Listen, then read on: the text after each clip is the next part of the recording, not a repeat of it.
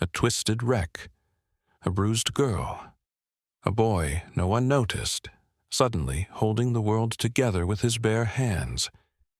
He didn't hesitate when he saw the crash. He dove in. But when the flashing lights came, they didn't see a hero, they saw a suspect. Until one unexpected visit the next morning changed everything. This is a story of prejudice, sacrifice, and a twist no one saw coming. Location: Franklin Ridge Parkway. Time: 6:47 p.m., Thursday. The air was thick with smoke and the flashing red-blue chaos of emergency lights.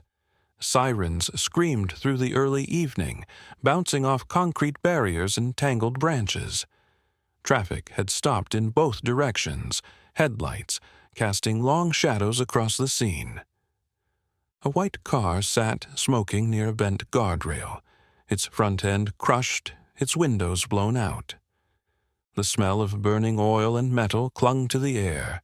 Inside, barely visible through the cracked windshield and curling smoke, a teen girl was slumped against the steering wheel, blood trailing down her forehead. She was trapped. Her door crumpled, the driver's side frame warped inward, one leg bent at an impossible angle. Her eyes flickered but did not focus. People stood nearby, dozens. Some held their phones up, recording from the shoulder. Others shouted directions no one followed. A few wept. Most simply stared. Then someone moved. A boy, just 14, darted toward the wreck. He wore a torn hoodie, his sneakers soaked from a puddle he had sprinted through moments earlier. His chest rose and fell quickly, but his hands did not tremble. He crouched low, eyes scanning the wreckage. The passenger door had broken open in the crash, its glass long gone. Flames licked the underside of the car, not yet full but hungry. He ducked in. "You're going to be okay," he whispered. The girl moaned, her body limp. His arms locked around her waist. He shifted her gently, careful not to pull too fast. One tug, two. Her breath caught. "Almost there," he murmured, voice calm. Onlookers gasped. One person yelled, "Get back!" "It's going to blow," another shouted. "Wait for the paramedics." But he kept going. The girl groaned again, her fingers brushing his wrist. Her eyes blinked slowly, her lips moving without sound. He gritted his teeth and pulled one final time. What would you do if someone screamed and no one moved? He did not ask. He just answered. Stay with us as we follow what happened next. Subscribe to hear the full story. Carter James lived in Meadow Park, a neighborhood tucked behind Franklin Ridge that rarely made the news unless something went wrong. Most residents walked to the corner store, kept their doors bolted twice, and learned early not to expect help when things got tough. The buses came late, the streetlights flickered, and the world outside often seemed to forget it existed. Carter was 14. He loved taking things apart and putting them back together. Busted radios, old scooters, discarded laptops. If it had screws, he could fix it. His small hands moved fast and steady, a habit born from years of making the best out of broken things. He built Lego cities for his little cousin every weekend. Not just towers, but bridges and hospitals and streetlights with tiny paper signs. He told her stories about the people inside. Some were doctors, some were builders. One was always an EMT. That was his dream. Not for fame, not for money, but because he wanted to be the one who showed up when others ran. He wanted the siren to mean hope, not fear. His father had left when Carter was 5. No letters, no calls, just space. His mother worked double shifts at the care center, rarely home before midnight. She kept the bills paid and the fridge stocked. But exhaustion lived in her eyes. Carter learned early to be quiet, to clean up without being asked, and to carry keys around his neck so he could always get in. At school, he was the kid teachers forgot to call on. His homework was neat, his attendance perfect, but his name stayed off honor boards and morning announcements. He got used to it. What he never got used to was the way people looked at him in stores. Last week, he stopped by a corner shop after school. His phone buzzed as he walked in. He pulled it from his pocket and tapped the screen. That was all. "Did you steal that phone?" A clerk snapped from behind the counter. Carter froze. "It's mine," he said quietly. The man narrowed his eyes. "Let me see it." Carter handed it over, fingers trembling. The clerk examined it, saw the cracked lock screen photo, Carter and his cousin smiling in front of a park slide, and handed it back with a shrug. "Watch yourself," he muttered. Carter left without the snack he came for. He walked home slower than usual. It was not the first time, and it would not be the last. He was used to being watched for the wrong reasons, accused before asked, judged before understood, but he never let it harden him. He still held the door open for strangers, still returned lost wallets, still picked up trash outside the rec center, because he knew who he was, even if the world did not. What does it feel like to always be doubted, even when you are innocent? It feels like breathing with one lung, like running with a weight around your ankle, like proving something every day just to stay level. But Carter never stopped showing up. And when a car burst into flames near that guardrail, he did not pause to check who was watching. He moved, because being unseen never meant he did not see others. Follow this story as we learn how Carter's quiet strength finally demanded attention. Subscribe to stay with us. Her name was Lily Holden. She was 16, cheer captain, private school student. Her family lived on the far side of Franklin Ridge, in the hills that caught the morning light before it reached the neighborhoods below. Her house had a wrought iron gate, a winding drive, and more square footage than the entire block where Carter James lived. She was the daughter of Richard Holden, the tech billionaire whose name appeared on corporate buildings and hospital wings. Her face had been in more yearbook photos than most students could count. Class trips, charity drives, homecoming courts. Always at the front. Always smiling. She had a car before most kids had a learner's permit.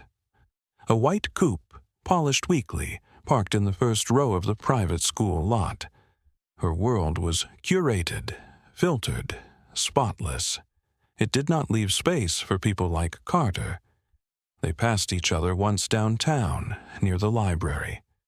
Carter had just finished tutoring a younger student through the rec center program.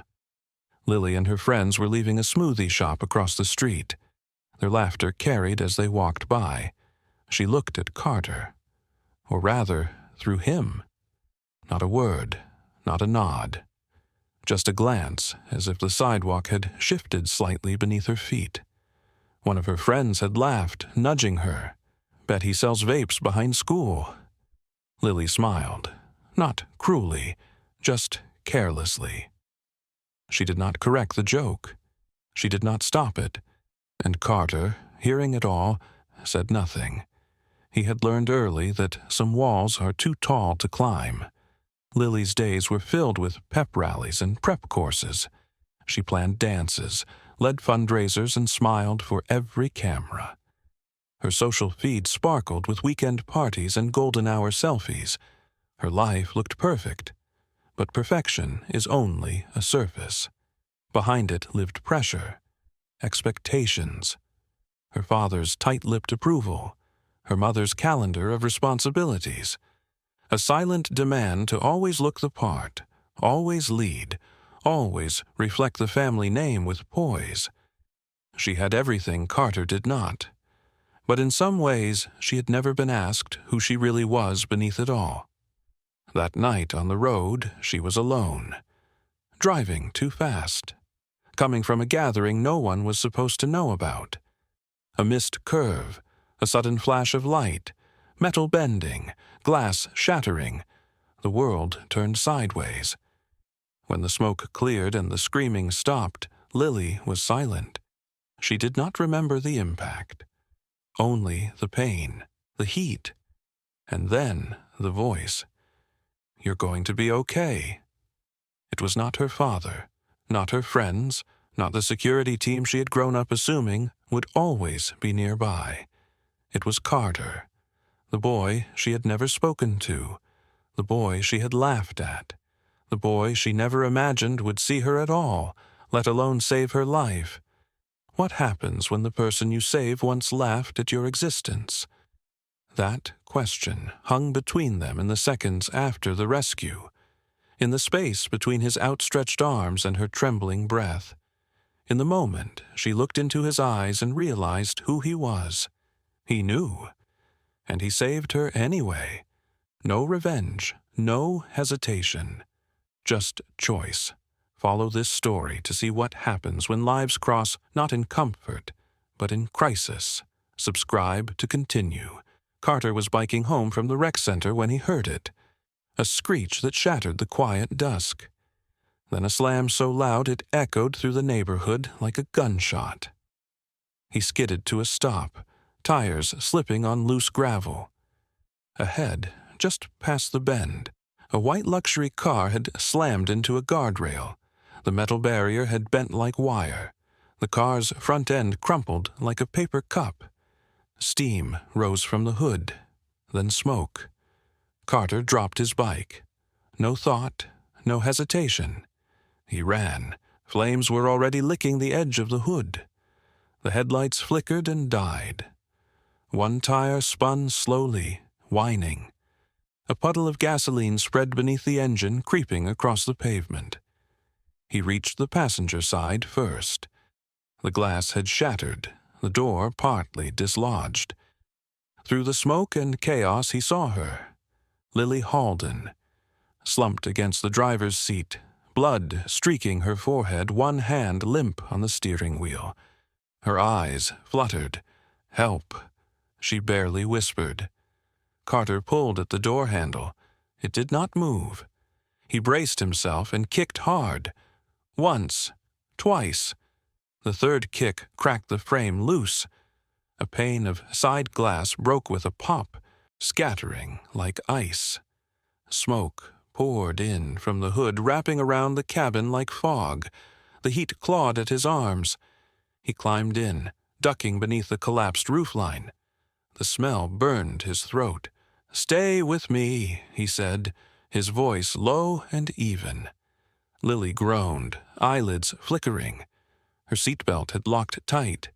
He reached across her, fingers fumbling in the smoke, and clicked it free. The belt snapped back. Her body slumped. He grabbed her under the arms, pulling gently.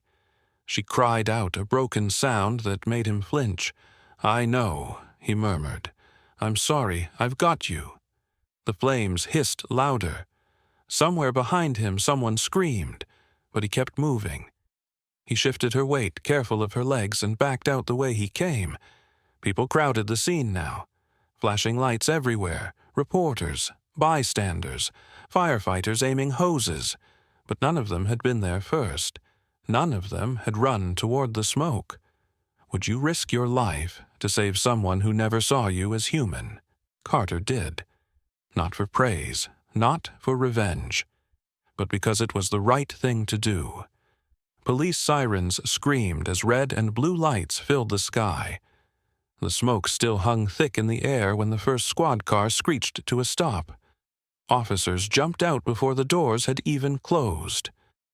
One of them pointed toward Carter. "Step away from her," he barked. Carter stood next to Lily, his hands hovering near her shoulder. She was still moaning, drifting in and out. Her skin was pale, streaked with soot. Carter turned to the officer, confused. "She was in the car," he said. It's gonna blow." Another officer advanced quickly. "I said back away now. Don't touch her." Carter raised his hands. "I saved her," he said. "She was stuck. I got her out." The first officer grabbed his shoulder and shoved him back hard. Carter stumbled. "You think you're a hero, punk?" the officer snapped. Carter opened his mouth to answer, but the words caught. EMTs rushed past, finally reaching Lily. They dropped to their knees, checking her vitals, calling for a stretcher. No one looked at Carter. No one asked if he was okay. No one saw the burns on his arms or the blood on his palms. They saw a black boy near a wrecked car and a white girl unconscious on the ground. And they assumed. Another officer pulled out a notepad. "What's your name?" he demanded. "Carter," he said, voice shaking. "Carter James. I live 2 blocks from here." "You know her?" "Number I saw the crash. I pulled her out." "You touched her?" "She asked for help." A silence hung between them. One officer walked around the car, inspecting the shattered glass and the broken door. Another radioed in something Carter could not hear. More responders arrived, but no one spoke to him like someone who had just saved a life. They questioned him like someone who had interrupted a crime. Carter stood there, soaked in smoke, his throat raw from coughing, his chest burning from the heat he had run through. His hands trembled from adrenaline and disbelief. He looked toward the ambulance where Lily was now being lifted inside. She was conscious, just barely. Their eyes met again. She tried to speak, but the paramedic told her to rest. Carter said nothing. He did not try to explain any more. He already knew how this worked. A few feet away, someone was filming with their phone. Carter could see his own face on the screen, grainy and pale. Another image taken out of context. Another moment misunderstood. The car fire was finally under control. The crowd started to thin. Officers started taking statements from bystanders, asking what they saw. No one seemed to say he saved her. They just said he was there. Not long after, Carter was told he could leave. No apology. No thanks. Just a wave of the hand. He turned and walked back to where his bike still lay, forgotten by the side of the road. He picked it up slowly. The handlebars were bent. The chain hung loose. He walked it home in silence. Why is a savior treated like a suspect? Carter had done everything right. But to some, that did not matter. His courage was not the story they were ready to believe. Follow what happened next as this story continues.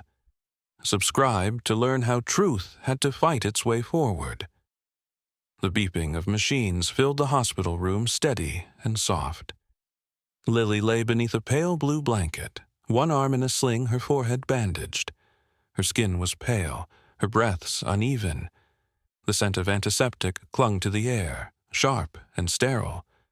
Outside her window, the city buzzed with life. Inside, everything moved slowly. She drifted in and out of consciousness, surfacing like a swimmer caught in waves. In her dreams, the wreck returned. The smoke, the fire, the shadow leaning over her, and the voice. "There was a boy," she murmured, her voice barely above a whisper. Her mother sat at her bedside, stroking her hair. "Shh, honey," she said softly. "You're safe now. Just rest." But Lily's eyes fluttered open. Her lips moved again. "He pulled me out." Her mother frowned slightly, unsure if her daughter was dreaming or recalling something real. Later that night, 2 detectives arrived. Their shoes clicked against the linoleum as they stepped inside. One stood at the foot of the bed, the other to the side. Their expressions were careful, their voices low. "Miss Halden," one began, "we know you are recovering, but we need to ask a few questions about the accident." Lily turned her head, wincing. was the boy? Was he trying to take something? The detective asked. Did he approach the car before or after it stopped moving? Lily's brow furrowed. No, she croaked. He pulled me out. He saved me. The room went quiet. Her mother looked up, surprised. Are you sure? The other detective asked. Lily's voice grew stronger. He was the only one. Everyone else just stood there. The nurse, standing nearby, glanced over. That boy, she said quietly, was the only one who ran to help. He came in soaked in blood and smoke. He collapsed outside the ambulance. The detectives scribbled something down. Do you know his name? Lily paused, her eyes unfocused. I think someone said Carter. Her mother stood up, walking to the detectives. You questioned him, she asked. The boy who saved my daughter? They nodded. Protocol, one said. We were doing our job. She frowned. You assumed, she said quietly. That much is clear. Lily closed her eyes again, the pain settling back in. But the image of Carter stayed with her, his arms lifting her, his voice steady in the middle of chaos. The next morning, Lily asked for a phone. With her good hand, she typed slowly. Searching. Reading. Her name filled headlines. So did his. But the stories did not match what she remembered. The truth sat somewhere beneath a layer of speculation and spin. She opened a notes app and typed a sentence. The boy you all doubted saved my life. She pressed send. It was short. It was simple. But it spread quickly. Can the truth survive when no one wants to hear it? Sometimes it can. But only if someone dares to say it out loud. Follow the next chapter of this story as one voice begins to cut through the noise. Subscribe to keep listening. Morning sun broke through the hospital blinds, casting long golden lines across Lily's blanket. Outside her room, nurses moved with quiet urgency, carts squeaking down polished floors. Inside, the world remained still. Downstairs, a black SUV pulled up to the private entrance. Security stepped aside as the back door opened. Out stepped Richard Halden, suited, stern, commanding. Beside him, Elaine Halden adjusted her sunglasses, her eyes still swollen from sleepless nights. They moved quickly, staff parting like waves as they entered the hospital lobby. Cameras stayed outside. This visit was not for headlines. Where is the boy? Richard asked the nurse at the front desk. She hesitated. No one got his name. We only have a first name from Lily. Carter, footage? Elaine asked. The nurse nodded, pulling up grainy clips on a tablet. A figure sprinting toward smoke. A blur. A boy. Then the moment. Him pulling Lily from the car. It was not high resolution, but it was enough. They thanked her and left. Richard made a call before the SUV started moving again. Within minutes, his security team was scanning social media, local video posts, and neighborhood cameras. It took hours, not days. They found him. A still shot from across the street. A bent bike. A boy walking away, clothes soaked in ash. They traced him to a neighborhood near Meadow Park. Small houses, low fences, mailboxes worn with age. They stopped outside one. The house was quiet, faded curtains drawn, a screen door missing its spring. Richard stepped out first. Elaine followed, holding her purse tightly. He knocked, firm but not harsh. A moment passed. Then the door opened. A woman in a robe stood there, her hair wrapped in a towel, eyes cautious. "Can I help you?" "Are you Carter's mother?" Elaine asked, her voice trembling. She nodded slowly. "Yes. What is this about?" Elaine stepped forward. "Your son saved our daughter." The silence that followed landed heavy. Carter's mother blinked, her hand tightening on the door. Richard removed his sunglasses. "I am Richard Halden. This is my wife. Lily is our daughter." She is alive today because of your son." Tears formed in Elaine's eyes. We came to thank him and to apologize for what he went through after. The door opened wider. Carter appeared behind her barefoot, shirt slightly wrinkled. He looked smaller than he had in the videos, tired, quiet. He stared at them for a long second, then said nothing. Richard stepped forward, hand extended. "We owe you more than we can say." Carter looked at the hand, then shook it. It was brief, but real. Elaine knelt slightly to his eye level. "Thank you," she whispered. "Not just for what you did, but for who you are." What happens when the powerful are humbled by the powerless? Sometimes the world stops just long enough to see it. Follow the next chapter to see how one boy's truth began rewriting more than headlines. Subscribe to continue. The press conference was held on the steps of City Hall. Reporters gathered early, their cameras already aimed and blinking. Bright lights reflected off windows. Microphones stood in rows like curious heads waiting to listen. In the center stood Richard Halden. Beside him, Carter, shirt tucked, shoes polished, hands folded. "This boy saved my daughter's life when no one else moved," Richard said. Cameras clicked. Journalists leaned forward. The world, for once, was quiet. Richard continued. He ran toward the danger. He did not ask who she was. He did not hesitate. He acted. And because of that, my daughter is alive today. To Richard's right sat Lily in a wheelchair, her leg still braced, her arm in a sling. She wore a pale blue dress, her hair pulled gently to one side. The bruises on her face were fading, but the emotion in her eyes was fresh. She looked at Carter. "I remember your voice," she said softly, her words caught in the microphone. "You said I'd be okay." Carter nodded, his voice barely above a whisper. "You were scared. So was I." The crowd stirred, not with noise, but with something like recognition, of courage, of humanity, of a moment that had asked everything of a boy no one had known. Elaine Halden stepped to the mic next. "As a mother," she said, "I cannot explain the terror of almost losing your child. But I also cannot explain the awe of watching her saved by someone who owed her nothing." She turned toward Carter. "We owe you everything." Richard returned to the podium.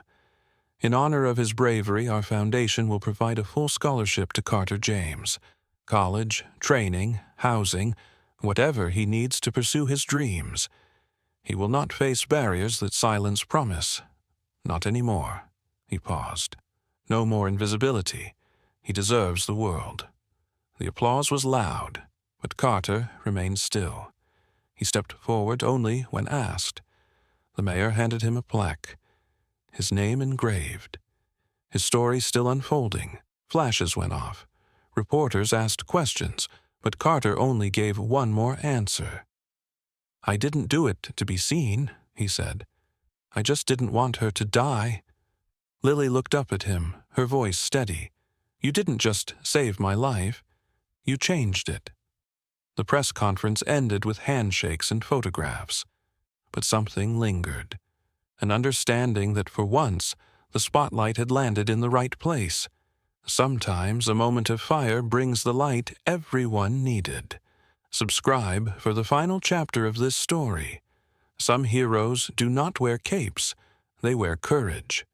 Today, Carter interns with the city fire department.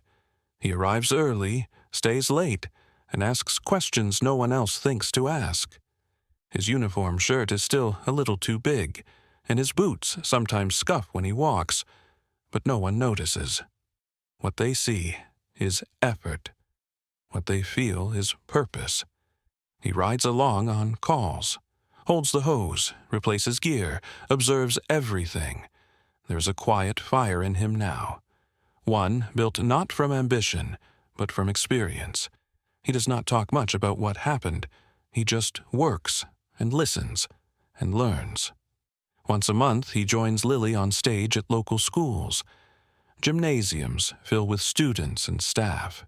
There's no fanfare, no dramatic music, just two teenagers who speak with honesty. They talk about bias. They talk about silence. They talk about fear and what it means to move anyway. Lily tells her story with clarity, pausing when emotion catches her voice. Carter speaks less, but when he does, the room stills. It was never about who she was, he says. It was about what needed to be done. He does not say more than that. He does not have to. The photo of Carter carrying Lily from the wreck now hangs in the main hallway at Franklin Ridge High. It is framed in dark wood, mounted near the entrance where students pass it every morning. Beneath it is a single line. He didn't wait to be seen. He just acted. Some students stop to read it. Others walk by without looking. But for those who know, that photo means more than just memory. It means possibility. Carter visits the school sometimes now, invited back not as a subject of whispers, but as a symbol of what character looks like in real time. He answers questions. He shakes hands. But mostly, he reminds students of something simple. You do not have to be known to matter. The neighborhood he grew up in still faces challenges. The houses still need repairs. The stores still lock their doors early. But when people talk about Meadow Park now, they mention Carter. Not because of the fire, because of what came after. He made it impossible for people to pretend they could not see him anymore. Lily still sends him updates. A photo of her walking again. A message about college decisions. A thank you she never stops repeating. They are not best friends. They are something else, something deeper, a bond born in a moment most would run from. And the city, once divided by silence, now gathers differently. People stop to ask questions. People speak a little slower, listen a little longer. Change does not always roar. Sometimes it walks in quietly, soaked in smoke, steady in its steps. If you believe actions speak louder than assumptions, share this story. Because true heroes come from the places we ignore. Thank you for following Carter's journey. Subscribe to discover more stories that remind us where real strength lives.